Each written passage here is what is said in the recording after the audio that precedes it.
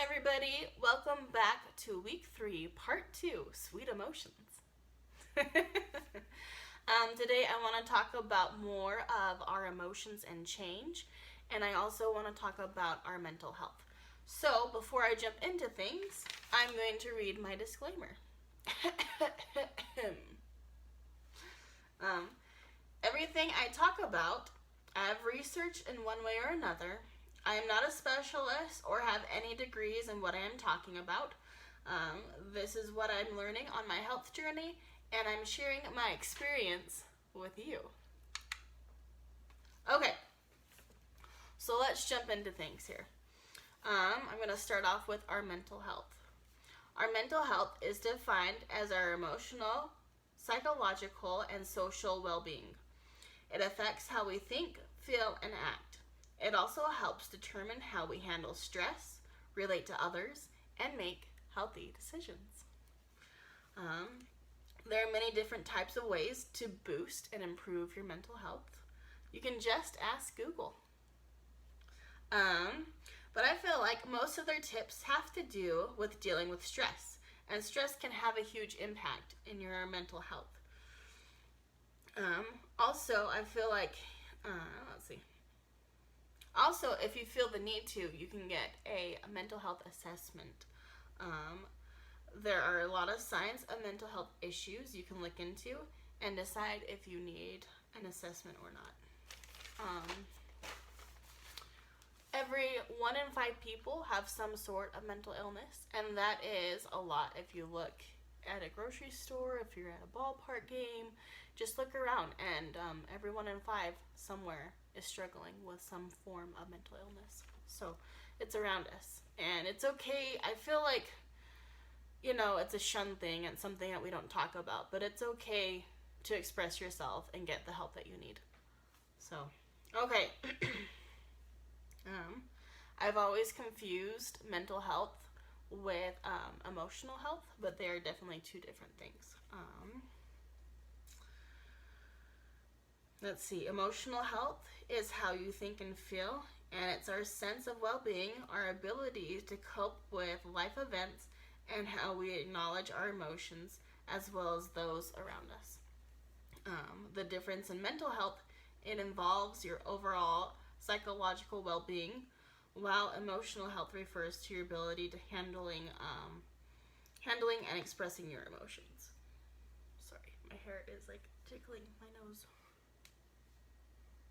Okay.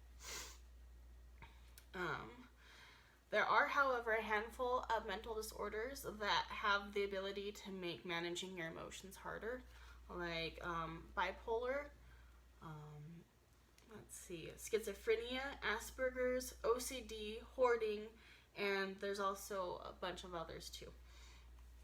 There's also, hopefully I don't butcher this, I spelled it out the way how I think it sounds, so we'll try this. There's also the Sodo-Bulber effect, which is your neurological system. So like stroke, Parkinson's, brain tumor, brain injuries, PTSD, is that what it is? The post-traumatic stress,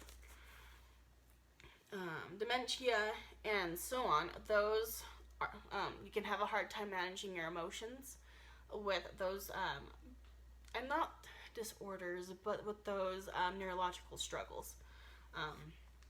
But I guess, are they disorders? I would think so.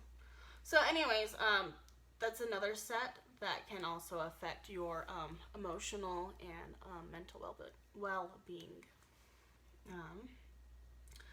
And I feel like these are very common, and this is why I've had a hard time separating emotional health from mental health. Okay, so I've talked about mindset in my first week 1 video, but I'm also going to mention a definition of it in here as well. Let's see. Your mindset is a set of beliefs that shape how you make sense of the world and yourself. It influences how you think and feel and behave and how you behave in any given situation. let's see, and what you believe about yourself and how you, let's see, and what you believe about yourself impacts your success or failure. Your emotional health also plays a huge role in mindset. Okay. Let's see, and to help with your emotional health, it is to practice your emotional intelligence, which is self-awareness, empathy, motivation, self-regulation, and your social skills. And yes, I did mention those previously in part 1, but I also feel like that fits really well with this subject as well. Okay, so moving on, talking about change and difficulties. Hold on, my hair is driving me nuts again. I like this one strand that's gone rogue and it's tickling my nose. So hopefully I've got it. Maybe. I'm just gonna use my camera here as a mirror and try to fix my hair. Here we go. Okay. Back to the video. Okay, so change can be difficult due to the tendencies of seeing them as problems and not opportunities for learning and growth. Most people are afraid of changing their routines because they have either had a hard time in the past with adapting or have seen others have difficulties adapting. I found some tips that helps with changing, and it's to learn to accept what has happened, pace yourself, ask for help from loved ones, look for new opportunities, carry a self-help reminder, which I do a lot of the time when I'm trying to switch something up in my schedule or in my routine. I have either Post-it notes posted in the room where I need to make the change, or I have a reminder go off on my phone. And so anyways, I really like carrying the self-help reminders. Having a strategy for dealing with stress, giving yourself time, being involved with others, and getting into a routine can help with change. Especially if it's unexpected change. I feel like those are the best tips for that. I feel like when it's unexpected, that is the hardest because you don't have any control over it most of the time, and it can cause stress and upset feelings.